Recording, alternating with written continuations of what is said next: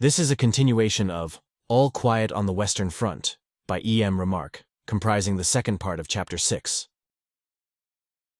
We are so close on the heels of our retreating enemies that we reach it almost at the same time as they. In this way, we suffer few casualties. A machine gun barks, but is silenced with a bomb. Nevertheless, the couple of seconds has sufficed to give us 5 stomach wounds. With the butt of his rifle, Cat smashes to pulp the face of one of the unwounded machine gunners. We bayonet the others before they have time to get out their bombs. Then thirstily we drink the water they have for cooling the gun. Everywhere wire cutters are snapping, planks are thrown across the entanglements. We jump through the narrow entrances into the trenches. Hay strikes his spade into the neck of a gigantic Frenchman and throws the first hand grenade. We duck behind a breastwork for a few seconds. Then the straight bit of trench ahead of us is empty. The next throw whizzes obliquely over the corner and clears a passage. As we run past, we toss handfuls down into the dugouts. The earth shudders. It crashes, smokes and groans. We stumble over slippery lumps of flesh, over yielding bodies. I fall into an open belly on which lies a clean new officer's cap. The fight ceases. We lose touch with the enemy. We cannot stay here long but must retire under cover of our artillery to our own position. No sooner do we know this than we dive into the nearest dugouts, and with the utmost haste, seize on whatever provisions we can see, especially the tins of corned beef and butter before we clear out. We get back pretty well. There is no further attack by the enemy. We lie for an hour panting and resting before anyone speaks. We are so completely played out that in spite of our great hunger we do not think of the provisions. Then gradually, we become something like men again. The corned beef over there is famous along the whole front. Occasionally it has been the chief reason for a flying raid on our part, for our nourishment is generally very bad. We have a constant hunger. We bagged 5 tins altogether. The fellows over there are well looked after. They fare magnificently, as against us poor starving wretches, with our turnip jam. They can get all the meat they want. Hay has scored a thin loaf of white French bread, and stuck it in behind his belt like a spade. It is a bit bloody at one corner, but that can be cut off. It is a good thing we have something decent to eat at last. We still have a use for all our strength. Enough to eat is just as valuable as a good dugout. It can save our lives. That is the reason we are so greedy for it. Jaden has captured 2 water bottles full of cognac. We pass them round. The evening benediction begins. Night comes. Out of the craters rise the mists. It looks as though the holes were full of ghostly secrets. The white vapor creeps painfully round before it ventures to steal away over the edge. Then long streaks stretch from crater to crater. It is chilly. I am on sentry and stare into the darkness. My strength is exhausted as always after an attack, and so it is hard for me to be alone with my thoughts. They are not properly thoughts. They are memories which in my weakness haunt me and strangely move me. The parachute lights soar upwards, and I see a picture. A summer evening, I am in the cathedral cloister, and look at the tall rose trees that bloom in the middle of the little cloister garden where the monks lie buried. Around the walls are the stone carvings of the Stations of the Cross. No one is there. A great quietness rules in this blossoming quadrangle. The sun lies warm on the heavy gray stones. I place my hand upon them and feel the warmth. At the right-hand corner, the green cathedral spire ascends into the pale blue sky of the evening. Between the glowing columns of the cloister is the cool darkness that only churches have. And I stand there and wonder whether, when I am 20, I shall have experienced the bewildering emotions of love. The image is alarmingly near. It touches me before it dissolves in the light of the next star shell. I lay hold of my rifle to see that it is in trim. The barrel is wet. I take it in my hands and rub off the moisture with my fingers.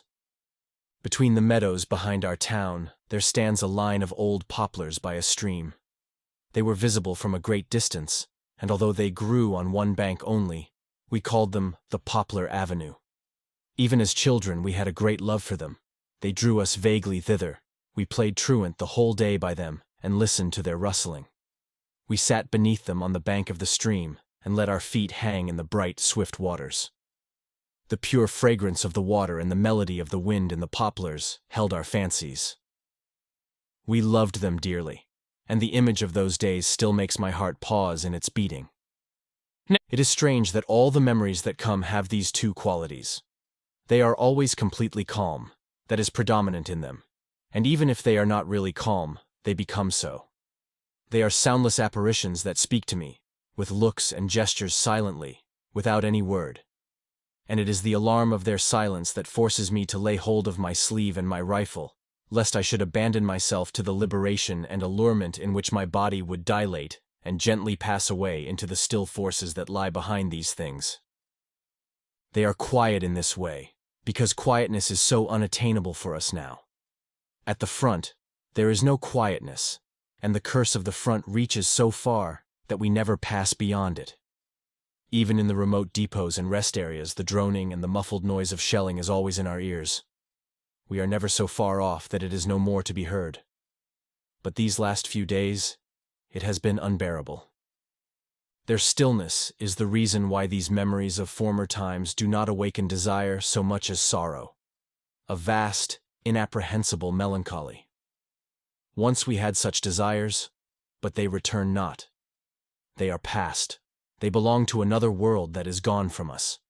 In the barracks they called forth a rebellious, wild craving for their return. For then they were still bound to us, we belonged to them, and they to us, even though we were already absent from them. They appeared in the soldiers' songs, which we sang as we marched between the glow of the dawn and the black silhouettes of the forests to drill on the moor. They were a powerful remembrance that was in us and came from us. But here in the trenches they are completely lost to us. They arise no more. We are dead, and they stand remote on the horizon. They are a mysterious reflection, an apparition that haunts us, that we fear and love without hope. They are strong, and our desire is strong. But they are unattainable, and we know it. And even if these scenes of our youth were given back to us, we would hardly know what to do. The tender, secret influence that passed from them into us could not rise again. We might be amongst them, and move in them. We might remember and love them, and be stirred by the sight of them. But it would be like gazing at the photograph of a dead comrade. Those are his features, it is his face, and the days we spent together take on a mournful life in the memory. But the man himself, it is not. We could never regain the old intimacy with those scenes. It was not any recognition of their beauty and their significance that attracted us, but the communion, the feeling of a comradeship with the things and events of our existence, which cut us off and made the world of our parents a thing incomprehensible to us. For then, we surrendered ourselves to events and were lost in them, and the least little thing was enough to carry us down the stream of eternity. Perhaps it was only the privilege of our youth, but as yet we recognized no limits and saw nowhere an end. We had that thrill of expectation in the blood which united us with the course of our days. Today, we would pass through the scenes of our youth like travelers. We are burnt up by hard facts. Like tradesmen, we understand distinctions, and like butchers, necessities. We are no longer untroubled, we are indifferent. We might exist there, but should we really live there? We are forlorn like children and experienced like old men. We are crude and sorrowful and superficial. I believe we are lost. My hands grow cold and my flesh creeps, and yet the night is warm. Only the mist is cold, this mysterious mist that trails over the dead and sucks from them their last creeping life. By morning, they will be pale and green and their blood congealed and black. Still, the parachute rockets shoot up and cast their pitiless light over the stony landscape, which is full of craters and frozen lights like a moon. The blood beneath my skin brings fear and restlessness into my thoughts. They become feeble and tremble. They want warmth and life. They cannot persist without solace, without illusion. They are disordered before the naked picture of despair. And I hear the rattle of the mess tins and immediately feel a strong desire for warm food. It would do me good and comfort me. Painfully, I force myself to wait until I am relieved. Then I go into the dugout and find a mug of barley. It is cooked in fat and tastes good. I eat it slowly. I remain quiet, though the others are in a better mood, for the shelling has died down. The days go by and the incredible hours follow one another as a matter of course. Attacks alternate with counterattacks, and slowly the dead pile up in the field of craters between the trenches. We are able to bring in most of the wounded that do not lie too far off. But many have long to wait, and we listen to them dying. For one of them we search 2 days in vain. He must be lying on his belly and unable to turn over. Otherwise it is hard to understand why we cannot find him. For it is only when a man has his mouth close to the ground that it is impossible to gauge the direction of his cry. He must have been badly hit. One of those nasty wounds neither so severe that they exhaust the body at once, and a man dreams on in a half-swoon, nor so light that a man endures the pain in the hope of becoming well again. Cat thinks he has either a broken pelvis or a shot through the spine. His chest cannot have been injured, otherwise he would not have such strength to cry out. And if it were any other kind of wound, it would be possible to see him moving. He grows gradually hoarser. The voice is so strangely pitched that it seems to be everywhere.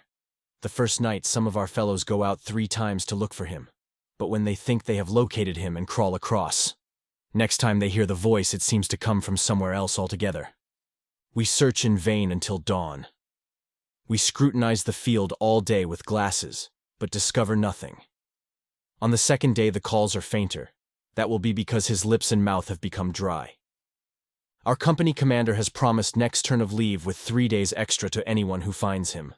That is a powerful inducement. But we would do all that is possible without that, for his cry is terrible. Cat and Crop even go out in the afternoon, and Albert gets the lobe of his ear shot off in consequence. It is to no purpose. They come back without him. It is easy to understand what he cries. At first he called only for help. The second night he must have had some delirium. He talked with his wife and his children. We often detected the name Elise. Today he merely weeps. By evening the voice dwindles to a croaking, but it persists still through the whole night. We hear it so distinctly because the wind blows toward our line. In the morning, when we suppose he must already have long gone to his rest, there comes across to us one last gurgling rattle. The days are hot and the dead lie unburied. We cannot fetch them all in. If we did, we should not know what to do with them. The shells will bury them. Many have their bellies swollen up like balloons. They hiss, belch, and make movements. The gases in them make noises. The sky is blue and without clouds. In the evening it grows sultry, and the heat rises from the earth. When the wind blows toward us, it brings the smell of blood, which is very heavy and sweet. This deathly exhalation from the shell holes seems to be a mixture of chloroform and putrefaction, and fills us with nausea and retching. The nights become quiet, and the hunt for copper driving bands and the silken parachutes of the French star shells begins. Why the driving bands are so desirable, no one knows exactly. The collectors merely assert that they are valuable. Some have collected so many that they will stoop under the weight of them when we go back. But Hay at least gives a reason. He intends to give them to his girl to supplement her garters. At this the Frisians explode with mirth. They slap their knees. By Jove, though, he's a wit. He's got brains. Jaden especially can hardly contain himself. He takes the largest of the rings in his hand, and every now and then puts his leg through it to show how much slack there is. Hey, man, she must have legs like legs. His thoughts mount somewhat higher, and a behind too she must have, like an elephant. He cannot get over it. I wish I could play hot hand with her once, my hat. Hay beams, proud that his girl should receive so much appreciation. She's a nice bit, he says with self-satisfaction. The parachutes are turned to more practical uses. According to the size of the bust, 3 or perhaps 4 will make a blouse. Crop and I use them as handkerchiefs. The others send them home. If the women could see at what risk these bits of rag are often obtained, they would be horrified. Cat surprises Chaden, endeavoring with perfect equanimity to knock the driving band off a dud. If anyone else had tried it, the thing would have exploded, but Chaden always has his luck with him. One morning 2 butterflies play in front of our trench. They are brimstone butterflies, with red spots on their yellow wings. What can they be looking for here? There is not a plant nor a flower for miles. They settle on the teeth of a skull. The birds, too, are just as carefree. They have long since accustomed themselves to the war. Every morning larks ascend from no man's land. A year ago we watched them nesting. The young ones grew up too. We have a spell from the rats in the trench. They are in no man's land. We know what for. They grow fat. When we see one, we have a crack at it. At night we hear again the rolling behind the enemy lines. All day we have only the normal shelling, so that we are able to repair the trenches. There is always plenty of amusement. The airmen see to that. There are countless fights for us to watch every day. Battle planes don't trouble us, but the observation planes we hate like the plague. They put the artillery onto us. A few minutes after they appear, shrapnel and high explosives begin to drop on us. We lose 11 men in one day that way, and 5 of them stretcher bearers. 2 are smashed, so that Chaden remarks you could scrape them off the wall of the trench with a spoon and bury them in a mess tin. Another has the lower part of his body and his legs torn off. Dead. His chest leans against the side of the trench, his face is lemon yellow, in his beard still burns a cigarette. It glows until it dies out on his lips. We put the dead in a large shell hole. So far, there are 3 layers, one on top of the other. Suddenly, the shelling begins to pound again. Soon we are sitting up once more, with the rigid tenseness of blank anticipation. Attack, counterattack, charge, repulse. These are words, but what things they signify. We have lost a good many men, mostly recruits. Reinforcements have again been sent up to our sector. They are one of the new regiments, composed almost entirely of young fellows just called up. They have had hardly any training, and are sent into the field with only a theoretical knowledge. They do know what a hand grenade is, it is true, but they have very little idea of cover, and what is most important of all, have no eye for it. A fold in the ground has to be quite 18 inches high before they can see it. Although we need reinforcement, the recruits give us almost more trouble than they are worth. They are helpless in this grim fighting area. They fall like flies. Modern trench warfare demands knowledge and experience. A man must have a feeling for the contours of the ground, an ear for the sound and character of the shells, must be able to decide beforehand where they will drop, how they will burst, and how to shelter from them.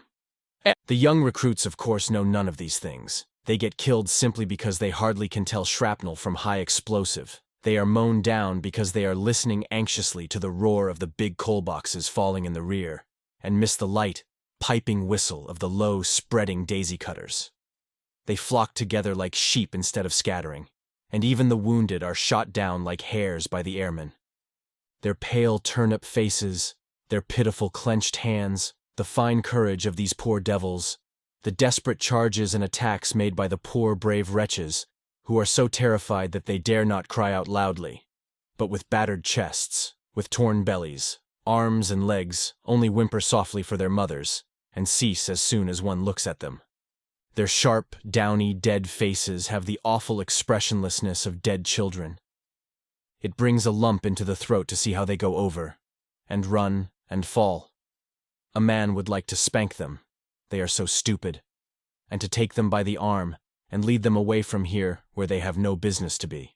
They wear gray coats and trousers and boots, but for most of them, the uniform is far too big. It hangs on their limbs, their shoulders are too narrow, their bodies too slight. No uniform was ever made to these childish measurements. Between 5 and 10 recruits fall to every old hand. A surprise gas attack carries off a lot of them. They have not yet learned what to do. We found one dugout full of them, with blue heads and black lips. Some of them in a shell hole took off their masks too soon. They did not know that the gas lies longest in the hollows. When they saw others on top without masks, they pulled theirs off too and swallowed enough to scorch their lungs. Their condition is hopeless. They choke to death with hemorrhages and suffocation. In one part of the trench, I suddenly run into Himmelstoss. We dive into the same dugout. Breathless, we are all lying one beside the other, waiting for the charge. When we run out again, although I am very excited, I suddenly think, where's Himmelstoss? Quickly, I jump back into the dugout and find him with a small scratch lying in a corner pretending to be wounded. His face looks sullen. He is in a panic. He is new to it too. But it makes me mad that the young recruits should be out there and he here. Get out! I spit. He does not stir. His lips quiver. His mustache twitches. Out! I repeat. He draws up his legs, crouches back against the wall, and shows his teeth like a cur. I seize him by the arm and try to pull him up. He barks. That is too much for me. I grab him by the neck and shake him like a sack. His head jerks from side to side. You lump, will you get out? You hound, you skunk, sneak out of it, would you? His eye becomes glassy. I knock his head against the wall. You cow! I kick him in the ribs. You swine! I push him toward the door and shove him out head first. Another wave of our attack has just come up. A lieutenant is with them. He sees us and yells, "Forward, forward, join in, follow!" And the word of command does what all my banging could not. Himmelstoss hears the order, looks round him as if awakened, and follows on. I come after, and watch him go over. Once more he is the smart Himmelstoss of the parade. Ground, he has even outstripped the lieutenant, and is far ahead. Bombardment, barrage, curtain fire, mines, gas, tanks, machine guns, hand grenades. Words, words. But they hold the horror of the world. Our faces are encrusted, our thoughts are devastated. We are weary to death. When the attack comes, we shall have to strike many of the men with our fists to waken them and make them come with us. Our eyes are burnt, our hands are torn, our knees bleed, our elbows are raw. How long has it been? Weeks, months, years, only days. We see time pass in the colorless faces of the dying. We cram food into us, we run, we throw, we shoot, we kill, we lie about, we are feeble and spent, and nothing supports us but the knowledge that there are still feebler, still more spent, still more helpless ones there who, with staring eyes, look upon us as gods that escape death many times. In the few hours of rest we teach them. There, see that waggle top? That's a mortar coming. Keep down, it will go clean over. But if it comes this way, then run for it. You can run from a mortar. We sharpen their ears to the malicious, hardly audible buzz of the smaller shells that are not easily distinguishable. They must pick them out from the general din by their insect-like hum. We explain to them that these are far more dangerous than the big ones that can be heard long beforehand. We show them how to take cover from aircraft, how to simulate a dead man when one is overrun in an attack, how to time hand grenades so that they explode half a second before hitting the ground. We teach them to fling themselves into holes as quick as lightning before the shells with instantaneous fuses. We show them how to clean up a trench with a handful of bombs. We explain the difference between the fuse length of the enemy bombs and our own. We put them wise to the sound of gas shells. Show them all the tricks that can save them from death. They listen. They are docile. But when it begins again, in their excitement, they do everything wrong. Hay Westhus drags off with a great wound in his back, through which the lung pulses at every breath.